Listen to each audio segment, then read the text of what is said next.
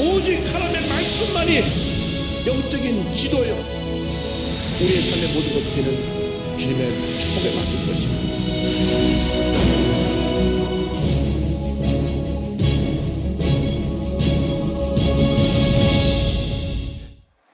로마서 1장 18절 이하의 말씀을 가지고 죄와 불의 이 같은 제목으로 말씀을 나누기 원합니다.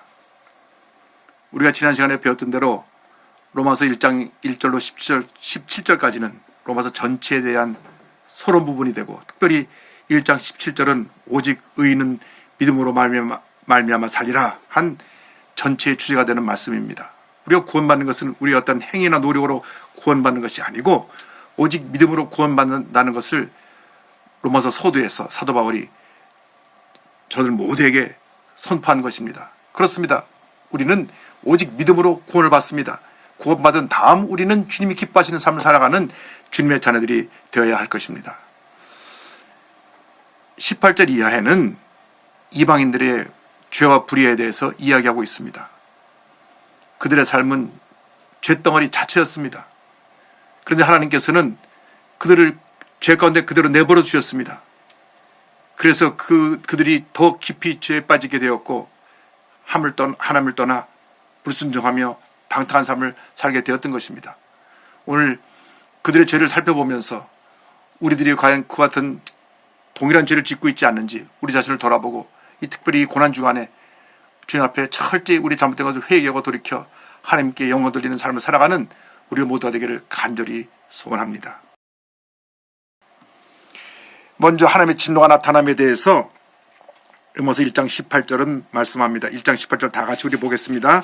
하나님의 진노가 불의로 진리를 막는 사람들의 모든 경건하지 않음과 불의에 대하여 하늘로부터 나타나나니. 하나님의 진노는 이 죄와 불의에 대한 것이었습니다. 그런데 어떤 사람이 그 하나님의 진노의 대상이 되느냐, 그 대상을 성경을 보니까 진리를 가로막는 자라고 말씀했습니다. 하나님의 뜻을 거역하는 자, 하나님의 뜻을 가로막는 자들이 바로 죄짓고 불의하는 자들입니다. 그들은 어떠한 사람들입니까? 성경에 보니까 경건하지 않은 사람들과 불의를 행하는 사람이라고 말씀합니다. 경건하지 않은 사람은 하나님을 예배하지 아니하고 거룩한 삶을 살지 않고 죄 가운데 머물러 있는 사람을 말합니다. 오늘 많은 사람들이 하나님을 예배하지 않습니다. 그것이 바로 경건하지 않은 것입니다. 여러분, 우리 인생의 목적이 무엇입니까? 예수 믿고 하나님 영광에 살다가 주님 앞에 가는 것입니다. 하나님의 뜻을 이루는 것입니다. 그런데 경건하지 않은 사람들은 하나님의 뜻을 거역하고 불순종하고 죄짓고 불의하고 방탕한 삶을 살아가고 있습니다. 그 죄에 대해서 성경은 낱낱이 지적을 하고 있습니다. 또한 그들은 하는 모델이 불의를 행하는 것입니다. 하나님이 기뻐하지 않는 삶을 살아가기 때문에 하나님께서 저들에게 진노하고 계신 것입니다. 하나님의 진노가 임한 이유가 무엇입니까? 19절 20절 우리 다 같이 보겠습니다. 이는 하나님을 알만한 것이 그들 속에 보임이라. 하나님께서 이를 그들에게 보이셨느니라. 창세로부터 그의 보이지 아니하는 것들 곧 그의 영원하신 능력과 신성이 그가 만드신 만물에 분명히 보여 알려졌나니 그러므로 그들이 핑계하지 못할지니라. 하나님께서는 우리 모든 인간이 본능적으로 하나님을 알 수 있는 그런 능력을 주셨습니다. 우리가 죄짓고 타락했지만은 우리의 본성 가운데는 하나님을 아는 능력을 갖고 있습니다. 왜냐하면 우리가 하나님의 형상대로 짐을 받은 존재이기 때문입니다. 그래서 우리들이 예수를 믿든지 믿지 않든지 이 땅에 온 우주를 지배하고 다스리시는 하나님이 계시다는 것과 온 우주 만물이 하나님의 창조로 이루어졌다는 것을 본능적으로 알게 되어 있습니다. 그런 능력을 하나님께서 주셨음에도 불구하고 저들이 의도적으로 거부한 것입니다. 하나님의 창조 역사를 거부하고 하나님의 섭리를 거부하고 그들이 자행자지하며 자들이 원하는 죄의 모습으로 살아가고 있는 것입니다. 그 중에 가장 큰 죄악이 무엇이냐면 우상숭배의 죄악입니다. 특별히 우상숭배에 대해서 21절로 23절은 이와 같이 말씀하고 있습니다. 다 같이 보겠습니다.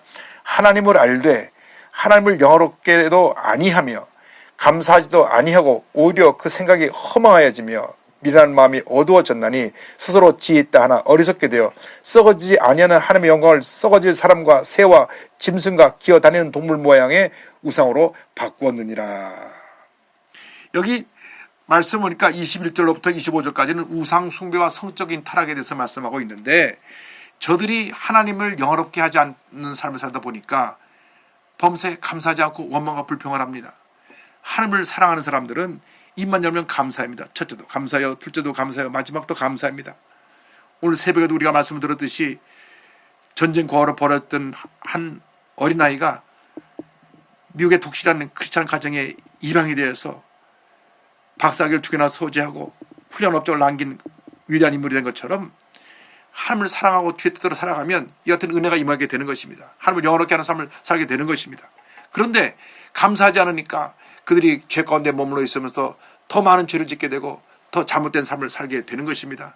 그리고 성경을 보니까 그들의 생각이 헛되고 마음이 어두워졌다 그랬습니다.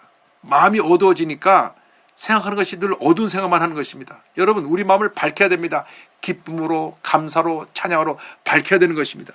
주님 앞에 감사하고 찬양하고 영을 돌리면 반드시 좋은 일이 일어나는 것입니다. 그러나 마음이 어두워져서 원망하고 불평하고 부정적인 말을 하고 부정적인 생각에 사로잡히면 우리 삶 가운데 더 어둠이 깊어지고 더 죄의 절망과 저주가 우리에게 임해서 우리를 큰 어려움에 빠지게 하는 것입니다.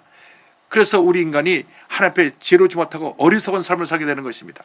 가장 어리석은 것이 무엇이냐? 우상을 숭배하는 것입니다. 우리가 어떤 모양을 만들어 놓고 그걸 신이라고 빌고 섬기는 것처럼 어리석은 일이 어디 있습니까? 제가 인도에 가보니까 인도의 어떤 절기를 맞이했는데 그들이 힌두교에서 섬기는 코끼리들을 놓고 섬기는 것을 보았습니다. 온 도시가 그냥 흰 코끼리로 뒤덮였습니다.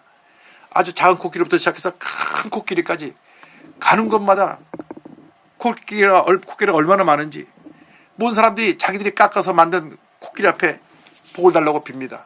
그게 얼마나 어리석은 일입니까? 자기가 만들어 놓고 자기가 그 코끼리 앞에 절하면서 복을 달라 그러니 얼마나 모순입니까? 하나님께서 이것을 엄히 꾸짖으시고 그 죄를 지적하고 계십니다. 당시 이방 성전에서 우상을 섬길 때 또 하나의 큰 문제는 성적인 타락이 함께했다는 것입니다. 그 당시 아테네에는 아데미를 섬기는 큰 신전이 있었습니다. 이 신전이 얼마나 큰지 그 당시 소아시아 지역에서 가장 큰 신전이었고 한때 10,000명에 되는 사제가 거기 있었다고 합니다. 이 아데미 신은 풍요의 신입니다.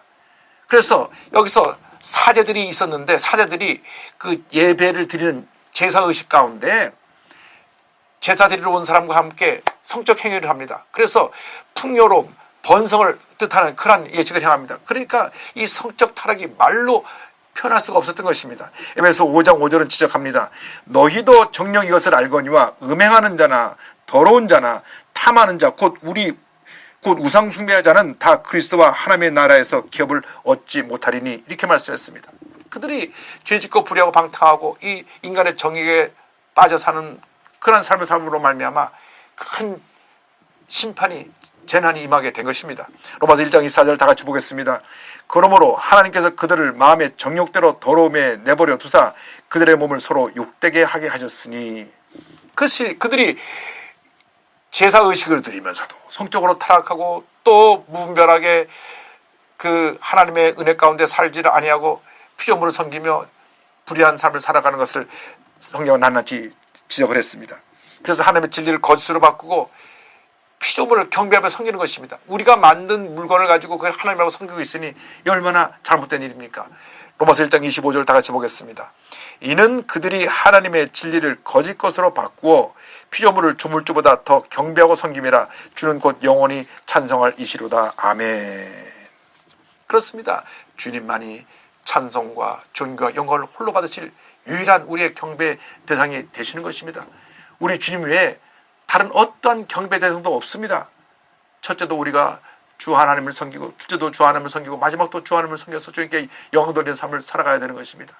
그것이 우리 삶의 인생의 목적이고 본문인 것입니다. 그런데 그 당시 그들 가운데 또 심각했던 문제가 바로 동성연애 문제입니다. 동성연애 문제. 26절 27절을 보겠습니다. 이 때문에 하나님께서 그들을 부끄러운 욕심에 내버려 두셨으니 곧 그들의 여자들도 순리대로 쓸 것을 바꾸어 영리로 쓰며 같이 남자들도 순리대로 여자 쓰기를 버리고 서로 향하여 음욕이 불릴 듯하며 남자가 남자와 더불어 부끄러운 일을 행하여 그들의 그릇 때문에 상당한 보응을 그들 자신이 받았느니라.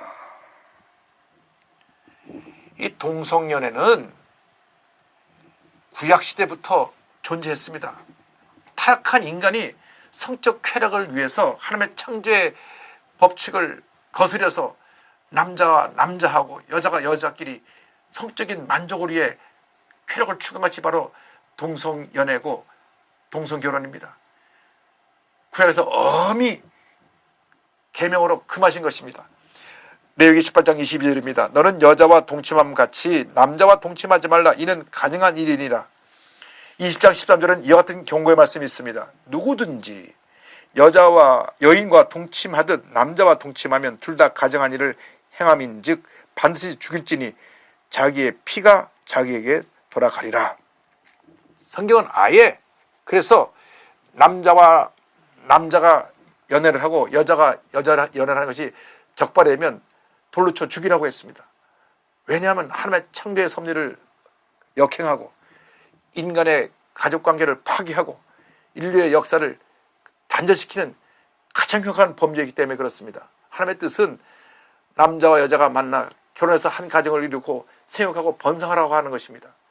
그래서 하나님께서 남녀 간의 사랑을 허락하신 것인데 이것이 잘못되어서 남자가 남자를 사랑하고 여자가 여자를 사랑하는 이런 잘못된 것이 구약시대부터 오늘 이르기까지 온 세상에 만나고 있는 것입니다.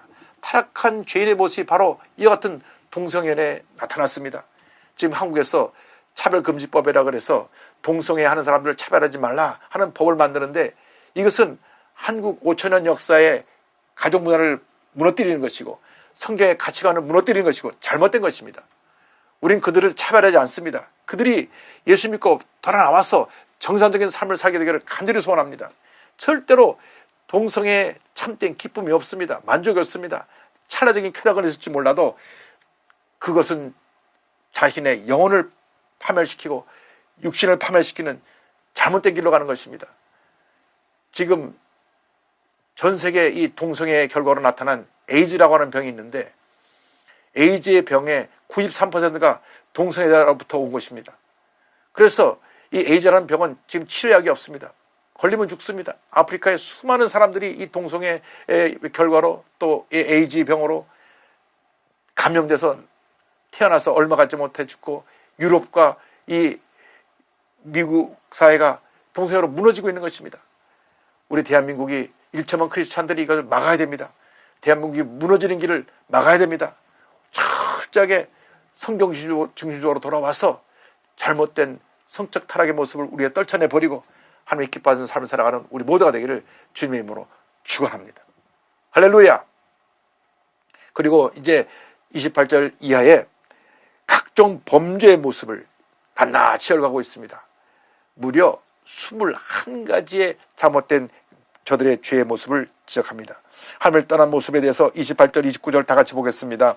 또한 그들이 마음에 하나님 두기를 싫어하며 하나님께서 그들을 그 상실한 마음대로 내버려 두사 합당하지 못한 일을 하게 하셨으니 곧 모든 불의, 추악, 탐욕, 악의가 가득한 자요, 시기, 살인, 분쟁, 사기, 악독이 가득한 자요, 수군수군하는 자요, 이렇게 말했습니다. 여기 모든 불이라고 하는 말은 하나님의 뜻과 정반대된 삶을 사는 것입니다. 취악은 나쁜 것입니다. 우리가 하나님 앞에서 나쁜 것은 어떻게 하든지 우리의 삶 속에서 내버려야 되는 것입니다. 따라가면 안 됩니다. 그리고 성경은 그에 의해서 탐욕이 있다고 말합니다. 이 세상 많은 사람이 탐욕 때문에 무너집니다. 자기의 분수를 알라고 하는 말이 있습니다. 자기 있는 것을 만족할 줄 알고 감사할 줄 알아야 되는데 욕심부려 더 가지려고 하기 때문에 많은 문제가 생겨나는 것입니다. 권력자가 탐욕을 가지면 결국 권력의 자리에서 무너져 감옥에 가게 되고, 부자가 탐욕을 가게 되면 그 탐욕으로 말하면 회사가 파산하고 문제가 생겨나는 여러 가지 어려움이 생겨나는 것입니다. 그 다음 악의를 말합니다. 악의는 악으로 가득한 마음을 말합니다. 죄 지은 사람의 마음속에는 악한 마음밖에 없습니다. 시기 질투하는 것이 있습니다. 또 살인과 분쟁이 있습니다. 여기 살인은 마음속에 남을 죽이고 싶도록 미워하는 그 미움도 포함합니다. 분노가 결국 살인죄로 사람을 이끌어가는 것입니다. 분쟁이 있습니다. 다툼과 불화가 끊임없습니다. 또 사기가 있습니다. 속이고 사기치고 변절하는 모습입니다. 악독이 있습니다. 나쁘게만 생각하는 마음입니다. 여러분, 죄진 사람들의 마음을 보면 그 마음속에 이것이 다 들어가 있습니다. 그 다음에 수군수군하는 자, 여기 수군수군하는 자는 은밀히 남 얘기를 하는 사람들, 고자질하고 남을 중상모략하고 비판하고 뒤에서 늘 수군수군하는 사람들이 있습니다.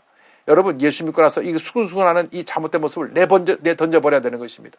예수 믿는 사람들이 긍정적인 고백을 하고 긍정적인 말을 통해서 사람들을 살리고 변화시키고 치료하고 회복시켜야 되는데, 부정적인 말을 통해서 수근수근거려서 가정의 문제를 가져오게 하고 구역의 문제를 가져오게 하고 교국의 문제를 가져오게 하는 것은 하나님의 뜻이 아닙니다.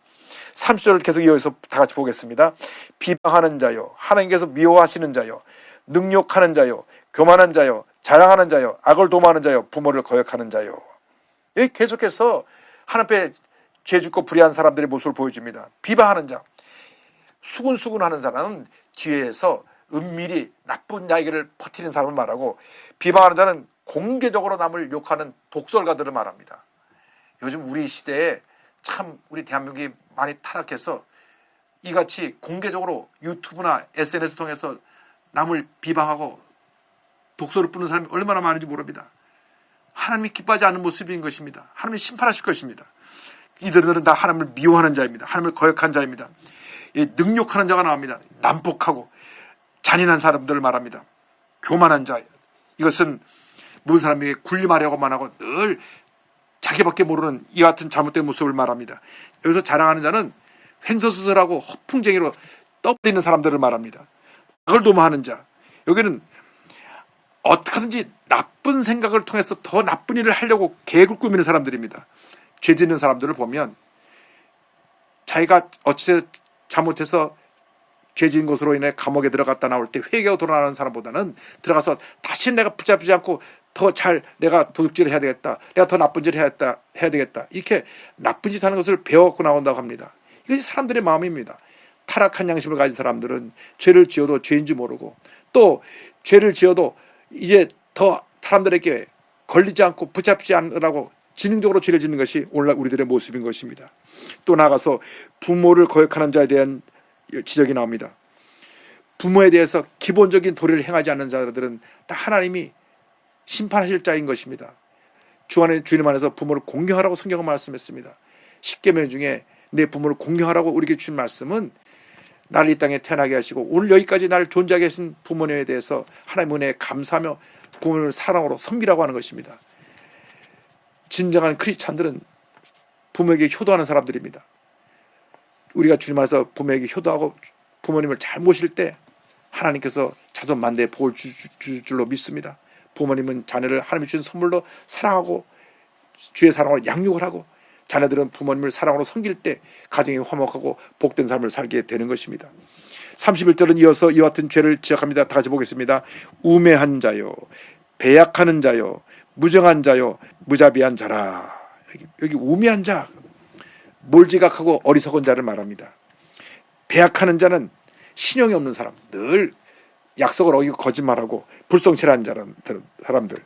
또 무정한 자가 있습니다. 가족 간에 친족 간에 사랑이 없습니다. 얼마나 냉정한지 모릅니다.